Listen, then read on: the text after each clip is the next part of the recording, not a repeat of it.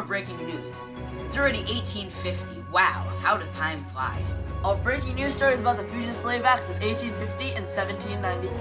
But first, we'll give you some background information about each act so you can be more educated on this subject. The Fugitive Slave Act of 1793 made it so that if a fugitive slave escaped, the government had to help find them. If someone was found to have been helping the slaves, they would also receive a fine. Section 1 of the Fugitive Slave Act of 1793 states that if any of the southern states demanded that any of the northern states must help them find a fugitive slave, the northern state must comply. It also stated that an agent from the southern state must go to the northern state to get the slave. If the agent didn't come within 6 months, the slave would go free. It also stated that the southern state must pay for the expenses. Section 2 said that the agent must transport the fugitive to the person who owns him, and Section 3 stated that a judge must certify that the slave belongs to the person who claims they own the slave. Section 4 states that anybody who willingly slows down or hinders the agent or attorney will be fined the sum of $500. The law was received very well by Southerners. Immediately after this law was enacted, however, Northern critics met it with heavy criticism. They were triggered because their states were being turned into stalking grounds for slaves. Many argued that they were making kidnapping of free blacks legal. Many abolitionists also built safe houses and networks for slaves throughout the country. In general, Northern states neglected the Fugitive Slave Law of 1793, many of them creating personal liberty laws to protect free blacks and gave accused runaways the right to jury trial.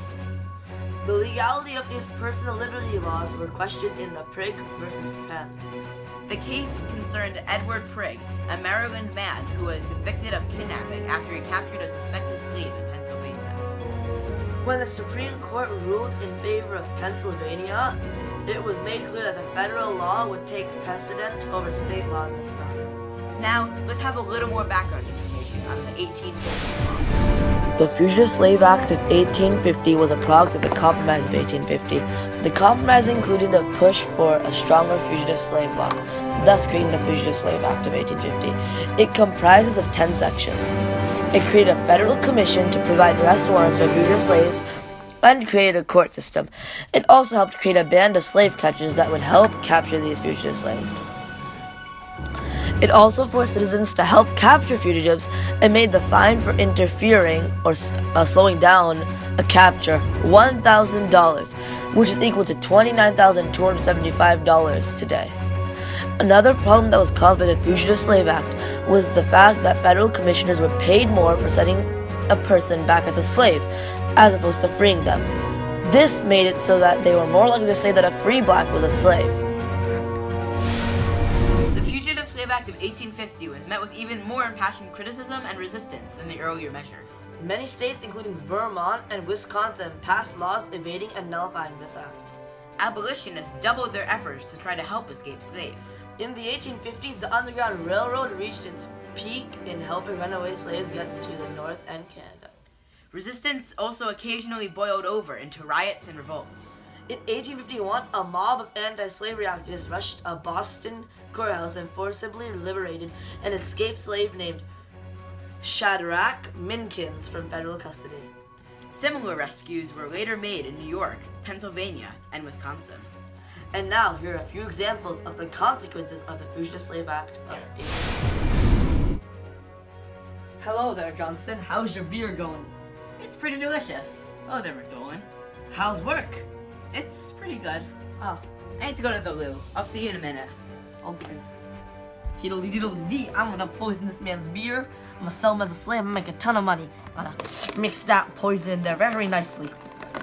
Okay, the poison mixed in there. Come back and hide it quickly. I'm ready.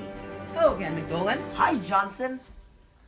Ready for one more round of beer? Sure. Oh, I'm not feeling so good. Now let's look at another video. Oh, I hear there are fugitive slaves around these parts. I got my paddle and I'm ready to catch them all. I'm gonna whip them real good. I can hear one right now. Oh, I got him! Go! We can all see how that one ended up. Now, a quick word from our sponsor. Hello, I am Dave Fidget from Dave Fidget's Fidget Spinners. Would you like to buy your own fidget spinner today? They're only $2.99. Come down here and buy your fidget spinner, Dave Fidget's Fidget Spinner. Spin fidget. That'll do it for today's coverage. From the Bethany Newsreel, I'm Josh. And I'm Arno. Stay classy, America.